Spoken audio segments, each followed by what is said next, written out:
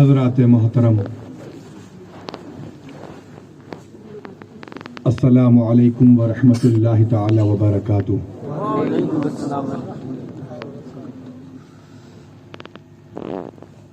الحمد للہ نحمده ونستعینه ونستغفره ونؤمن به ونتوکل علیہ ونعوذ باللہ من شرور انفسنا ومن سیئات اعمالنا، من يهده اللہ فلا مضل له ومن يضلله فلا هادي له، ونشهد أن لا إله إلا الله وحده لا شريك له،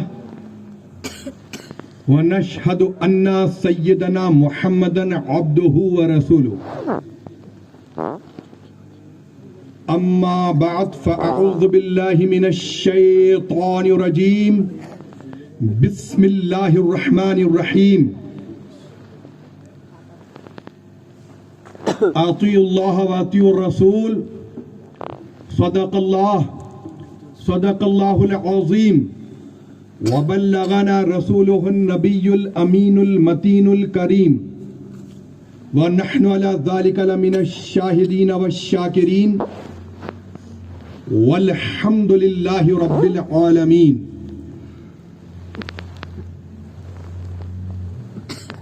غوث سمدانی، محبوب سبحانی، قطب ربانی، حضرت شاہ محی الدین شیخ عبد القادر جیلانی، شیئا للہ، المدد المدد المدد، مدد کن یا غوث العظم دستگیر المدد۔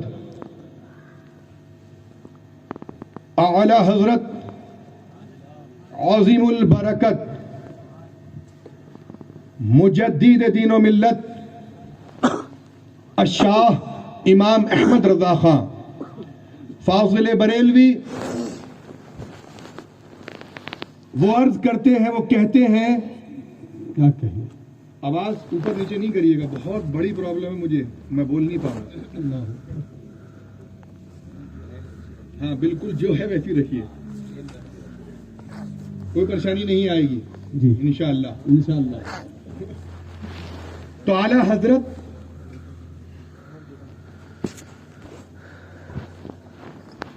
وہ عرض کرتے ہیں، وہ کہتے ہیں کہ سب سے اعلیٰ وہ اعلیٰ ہمارا نبی، سبحان اللہ سبحان اللہ، سب سے بالا وہ بالا ہمارا نبی۔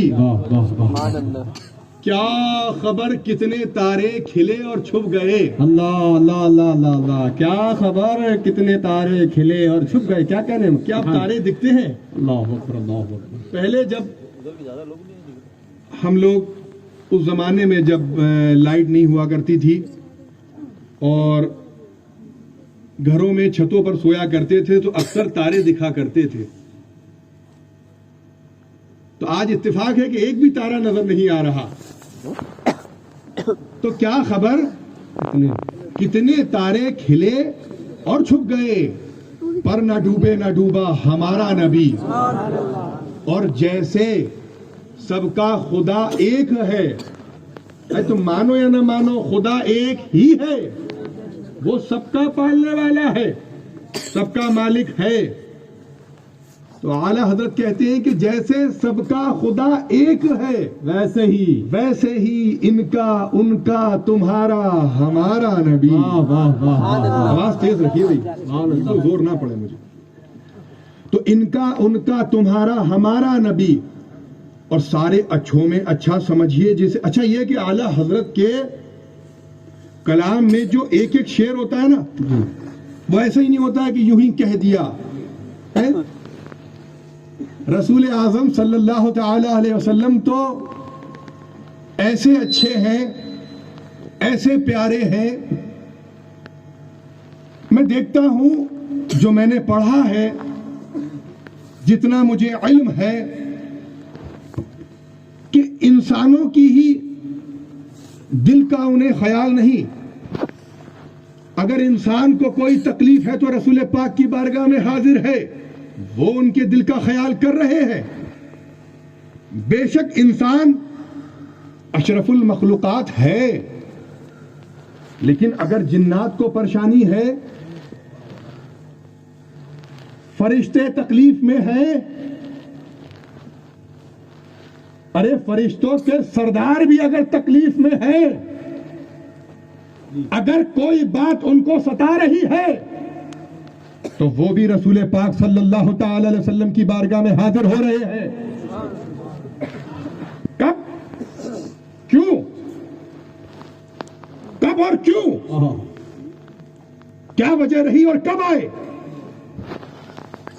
حضرت جبرائیل علیہ السلام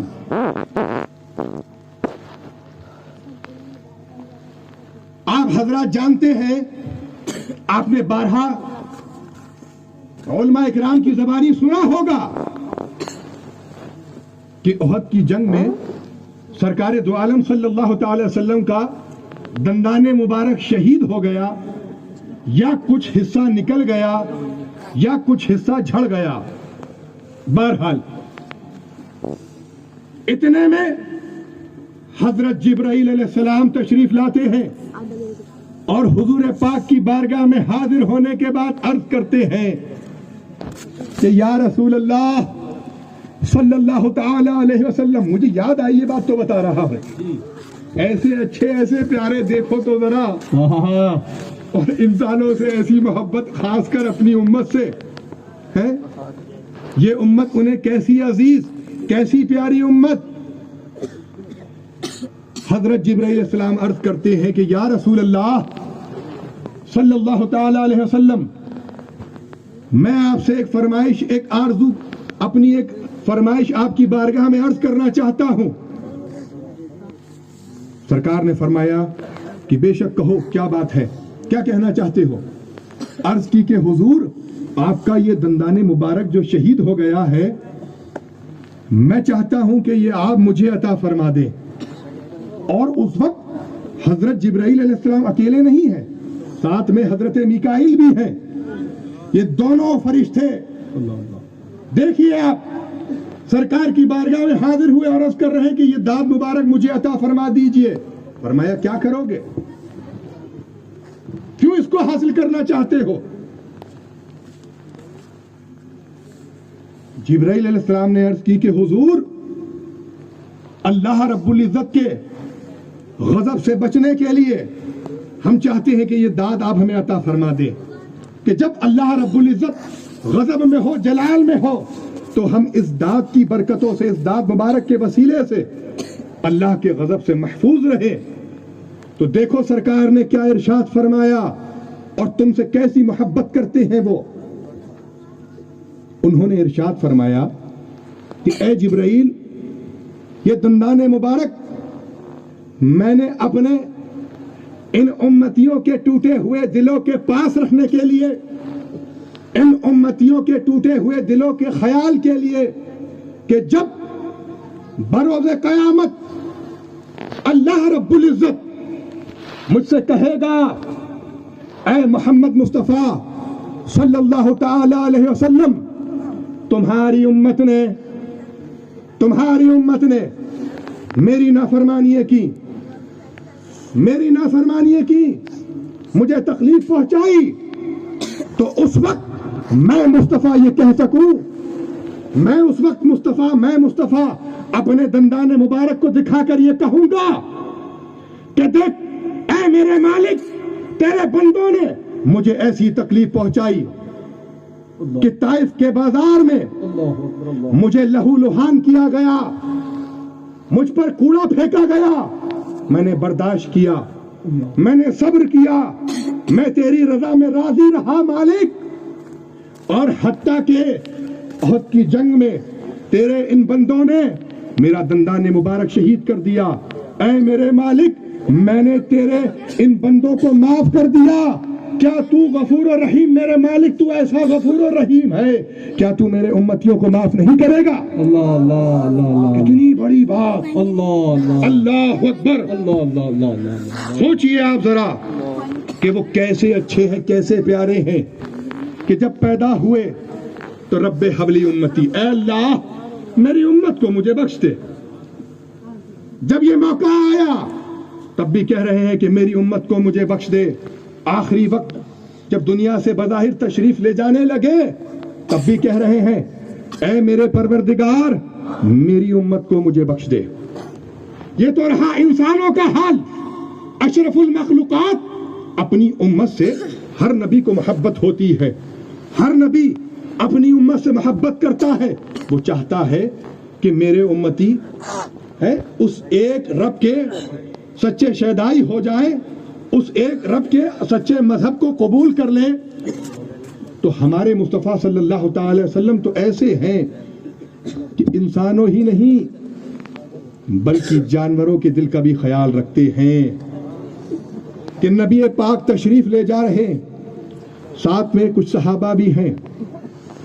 دیکھتے ہیں کہ ایک اعرابی سو رہا ہے, راستے میں سو رہا ہے, اور اس کے برابر میں ایک ہرنی بندھی ہوئی ہے. اس ہرنی نے رسول پاک صلی اللہ علیہ وسلم کی بارگاہ میں عرض کی, آواز دی, یا رسول اللہ میں بھی آپ سے کچھ کہنا چاہتی ہوں. ارے جانور بھی عرض کرتے ہیں رسول پاک سے جب ان کو تکلیف ہوتی ہے نا. ارے پیڑ پودے جو پہاڑوں پر, یہ سامنے جو پیڑ دکھ رہا ہے نا آپ کو, یہ پیچھے, یہ بھی جب اس کو تکلیف ہوتی ہے نا, یہ سوکھ جاتا ہے نا, تو یہ بھی رسول پاک کی بارگاہ میں عرض کرتا ہے. اور رسول پاک اس کی فریاد کو سنتے ہیں. یہ بھی رسول پاک کی رحمت سے باہر نہیں ہے. یہ پیڑ, وہ جانور, اس نے شکایت کی کہ اس اعرابی نے مجھے جنگل سے پکڑ لیا, میں اپنے بچوں کے ساتھ تھی, میرے 2 چھوٹے چھوٹے بچے ہیں, وہ میرا دودھ پیتے ہیں.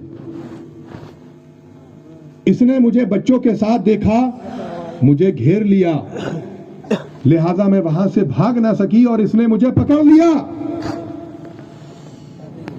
اور مجھے اپنے ساتھ یہاں لے آیا اور مجھے باندھ دیا. وہاں میرے چھوٹے بچے, دودھ پیتے بچے, جو میرے دودھ کے علاوہ کچھ نہیں کھاتے پیتے, وہ بھوک کی شدت میں تڑپ رہے ہوں گے.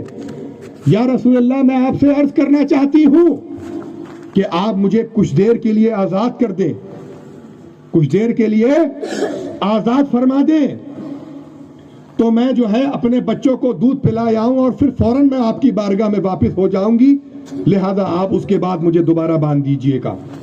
تو رسول پاک نے اس ہرنی کو آزاد کر دیا. وہ ہرنی بجلی کی طرح دوڑتی ہوئی گئی اور آندھی کی طرح واپس آ گئی. پھر رسول پاک نے اس کو باندھ دیا. باندھنے کے بعد اب دیکھتے ہیں کچھ ہی دیر میں وہ اعرابی اٹھ گیا. اس نے دیکھا کہ رسول پاک صلی اللہ تعالی وسلم کھڑے ہیں. عرض کی کہ حضور کیسے تشریف لائے, کیا بات ہے؟ سرکار نے ارشاد فرمایا, اے اعرابی اس ہرنی کو کھول دے, آزاد کر دے, میں تجھے حکم دیتا ہوں. سرکار کے حکم پر اس اعرابی نے اس ہرنی کو آزاد کر دیا. اور جب اس ہرنی کو آزاد کیا نا, جب آزاد کیا تو وہ ہرنی جو ہے وہ کہتی ہوئی جا رہی تھی کہ محمد اللہ کے سچے رسول ہیں صلی اللہ تعالی علیہ وسلم. تو اعلیٰ حضرت نے فرمایا کہ سارے اچھوں میں اچھا سمجھیے جسے, سارے اچھوں میں اچھا سمجھیے جسے, ہے اس اچھے سے اچھا ہمارا نبی, اور سارے اونچوں میں اونچا سمجھیے جسے. اعلیٰ کہتے ہیں سارے اونچوں میں اونچا سمجھیے جسے, ہے اس اونچے سے اونچا ہمارا نبی. تو آئیے ہم اور آپ مل کر سب سے پہلے اپنے آقا و مولا, دونوں عالم کے مالک و مختار, ہم بے کسوں کے کس اور بے بسوں کے بس, جناب محمد رسول اللہ صلی اللہ تعالی وسلم کی بارگاہ میں بسط ادب و احترام ہدیہ درود و سلام پیش کریں اور پڑھیں بآواز بلند, اللہم صلی علی سیدنا شفیعنا مولانا محمد بارک وسلم, صلاۃ و سلام علیک یا رسول اللہ صلی اللہ تعالی علیہ وسلم.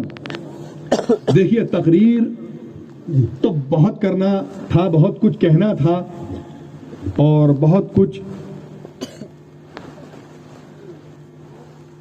सैयद साहब किबला से भी सुनना था और मैं सैयद हबीब हुसैन साहब से भी कुछ सुनना चाहता था, क्योंकि अल्लाह का फजल है, हम लोगों में आपस में बहुत मोहब्बत है। बेशक ये अल्लाह का अजीम एहसान है। और हम तीनों, जी, चाहे मैं हूं या सैयद हबीब हुसैन साहब हों या सैयद जिलानी मियाँ हों, अल्हम्दुलिल्लाह हम तीनों का रिश्ता सरकार अमीन शरीयत से जुड़ा हुआ है। सुभान अल्लाह। अल्हम्दुलिल्लाह हम तीनों भाई हुजूर अमीन शरीयत के कहीं ना कहीं मुरीद हैं। ये हम तीनों आपस में पीर भाई हैं और अल्लाह का फजल है कि हम लोगों को हुजूर अमीन शरीयत की खिलाफत भी हासिल है। और हबीब हुसैन जिलानी मियाँ साहब जिलानी सरकार के शहजादे, आप भी अगर हुजूर अमीन शरीयत की जिंदगी में मेरे आपसे मुलाकात हुई होती, क्योंकि आपसे तो मेरी मुलाकात यहाँ बगदाद शरीफ में हुई थी। हम एक ही होटल में थे, लिफ्ट में सैयद हबीब हुसैन साहब से मेरी मुलाकात हुई, सलाम किया, अस्सलाम वालेकुम। वालेकुम अस्सलाम।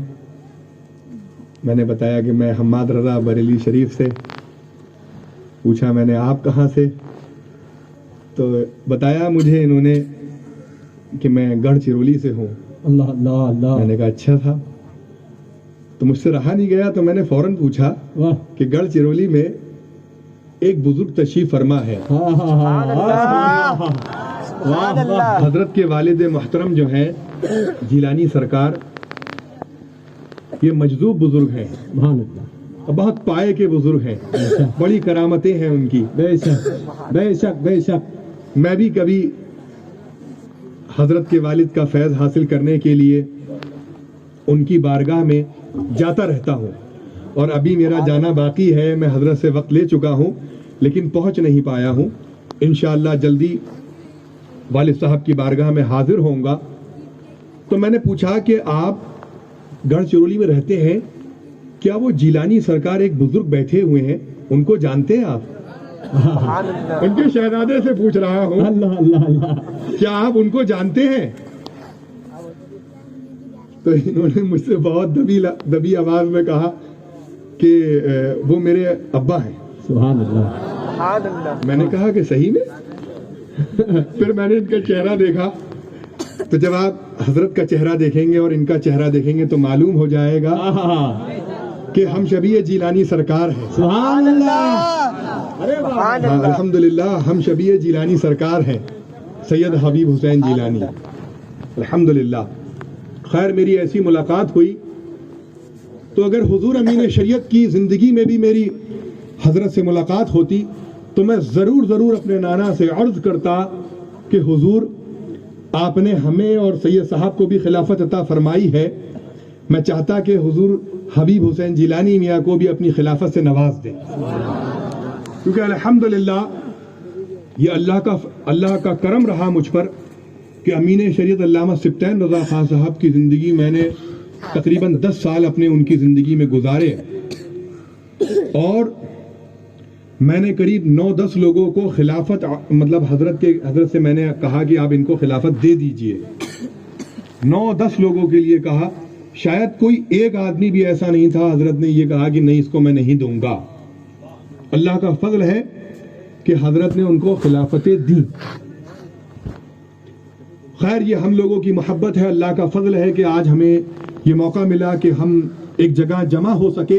बातें बहुत थी, ख़ास बातें थी जो मैं करना चाहता था, ख़ास करके अभी मौलाना अतीकुर रहमान साहब का बयान मैंने सुना, और हज़रत मौलाना रहमत अली मिसबाही साहब का बयान मैं नहीं सुन सका, मैं वहाँ पर मौजूद नहीं था। तो इन्होंने इस बयान में एक बात है, बहुत अच्छी बात ये कही कि बेटियों को जो है उनकी विरासत दो, جی جی میں خاص بات موقع پر آ جاتا ہوں جی. کیونکہ ٹائم نہیں ہے حنیف بھائی, جی وزیر کہ بیٹیوں کو تم شادی تو اپنے لڑکے کی بھی کرتے ہو, جی ہے نہیں؟ جو باپ یہ کہہ دیتے ہیں بھی ہم نے شادی کر دی اور اس کو دہیج دے دیا, اس کا حق دے تو دیا ہم نے اس کو, تم نے اس کو برتن دے دیے, فریج دے دیا, موٹر سائیکل دے دی, گھر کے سامان دے دیے, تو تم نے اس کا حق ادا نہیں کیا. شریعت میں ابھی جو حق تمہیں دینا باقی ہے تمہاری بچیوں کا, وہ تم نے ابھی دیا نہیں ہے. اس کی شادی کر دی, تم نے اسے گھر بھیج دیا, تم دہیج کے نام پر 1 روپیہ نہ دو. دہیج تو ویسے بھی ختم ہونا چاہیے, یہ ہے کیا چیز. لیکن بیٹیوں کا, ابھی میں بیٹیوں کا نام لے رہا ہوں, بہنوں کا نام نہیں لے رہا ہوں, کیونکہ ابھی تو باپ زندہ ہے نا. ارے باپ کی ذمہ داری ہے کہ وہ بیٹی کا حق دے, اپنی زندگی میں دے, جی جو شریعتاً اس کا حق بنتا ہے. علماء اکرام کے قریب آئے, اپنے امام سے پوچھے, اگر کسی کا 1 بیٹا ہے 3 بیٹیاں ہیں اس کا حق الگ ہے, 1 بیٹی ہے 3 بیٹے ہیں, ان سے پوچھے امام صاحب سے اب کتنا حق بنے گا, اس کے حساب سے وہ حق دے. یہ بہت ضروری ہے. ارے پڑوسی کا حق, تم تو اپنی بیٹیوں کا حق مار بیٹھے, اپنی بہنوں کا حق مار بیٹھے. اگر باپ کا انتقال ہو گیا, پہلی بات تو یہ کہ باپ زندہ ہے تو ذمہ داری سے حق دیں. عرس رضوی کی اسٹیج سے اس کا خاص اعلان ہوا ہے کہ بیٹی کو بھلے دہیج دے نہ دے, لیکن وراثت میں ان کو جو حصہ ان کا بنتا ہے وہ ضرور دیں. عرس رضوی کی اسٹیج سے اس کا اعلان ہوا ہے. تو اگر والد کا انتقال ہو جائے تو اب بھائی جو وارث ہیں ان کی ذمہ داری ہے کہ بیٹیوں کا حق دیں, اپنی بہنوں کا حق دیں. بہن بیوہ ہو گئی, آج ہی کتنی دیر فون آیا گاڑی میں, جو لوگ میرے ساتھ تھے وہ جانتے ہیں کیوں میں نے مولانا عتیق الرحمان سے کہا, مولانا عتیق الرحمان صاحب سے کہا کہ اس پر روشنی ڈالیے آپ. بہن بیوہ ہو گئی, سسرال میں بیٹھی ہے, سسرال میں اب جو اس کا شوہر تھا اچھا بڑا پیسے والے لوگ, سب کچھ بڑے معاملات, لیکن شوہر نے اپنا سارا مال یا جو چیزیں تھیں اپنے والد کے نام میں ہی رکھا, لہذا اسے سسرال سے ابھی حق نہیں ملا. اور آج ہی میں نے اس کے بھائی سے بھی بات کی, اس کے بھائی سے بھی میں نے کہا کہ بھائی تمہارے اوپر بھی جو ذمہ داریاں ہیں, تمہارے والد جو ہیں بزرگ ہو گئے ہیں, ضعیف ہو گئے ہیں, ان کو تم سمجھاؤ, اس کا حق لکھواؤ. تو کہہ رہا ہے کہ حضرت میری ساری پراپرٹی جو ہیں وہ مقدمات میں الجھی ہوئی ہے, بس میری ایک فلاں یہ پراپرٹی بچی ہے جس سے میرا گزارا ہوتا ہے. تو میں نے کہا یہ سب باتیں مجھے نہیں پتا, تم اس کو دیکھو جو بہن کا حق ہے, یا اس کو قرضے میں ڈالو. وہ 5 کروڑ کی جگہ ہے, اس کو قرضے میں ڈالو, بینک سے اس کا پیسہ اٹھاؤ, بہن کا حق دو جو بنتا ہے. ایک اکلوتی بہن ہے, وہ بیوہ ہے, ٹھوکریں کھائے گی. قطعی ایسا نہیں ہونا چاہیے. لوگ مرکز میں شکایت کرتے ہیں تم لوگوں کی, ہماری ذمہ داری ہے کہ ہم اس پر جو ہے وہ گفتگو کریں. یہ مقصد بتانے کا یہ ہے کہ آج جن کے باپ زندہ ہے وہ دے دیں. بیٹیوں کو ترساؤ نہیں, ان کی پرورش کرو, انہیں دین کی تعلیم دو, برقعے کی تعلیم دو, مذہبی پڑھائیاں کراؤ. آج ماحول کیسا ہے, ہماری بچیاں ابھی کچھ وقت پہلے کتنے کفاروں کے ساتھ بھاگ رہی تھیں. اللہ نے خیر فرمائی کہ ابھی کچھ بچ گیا معاملہ, ابھی کچھ ٹھیک ہے. بیچ میں حالات کیسے تھے, یہ دین سے دوری کی وجہ سے ہے. دوسروں کا حق کیسے تم اس بات کا تصور کر سکتے ہو. جہاں نماز روزہ حج زکوٰۃ کے تعلق سے بتائیں گے, ویسے ہی تمہیں حقوق العباد بھی بتائے جائیں گے, ہے نہیں؟ یہ بھی بہت ضروری ہے. بروز قیامت انسان جو ہے, چاہے وہ تمہاری بہن ہو, تمہارا باپ ہو, بھائی ہو, جو بھی رشتہ دار ہو, وہ ایک دوسرے کو پہچانیں گے نہیں. وہ تمہاری بہن یا تمہاری بیٹی اپنا حق لینے میں تم سے کوئی کسر نہیں چھوڑے گی بروز قیامت, اور تمہیں دینا ہوں گے, تمہیں اپنی نیکیاں دینا ہوں گی. پھر اس وقت کیسے فیصلہ کرو گے اور کیا بنے گا تمہارا؟ خدا را عقل کے ناخون لو اور اپنی اصلاح کرو. بس انہی الفاظ کے ساتھ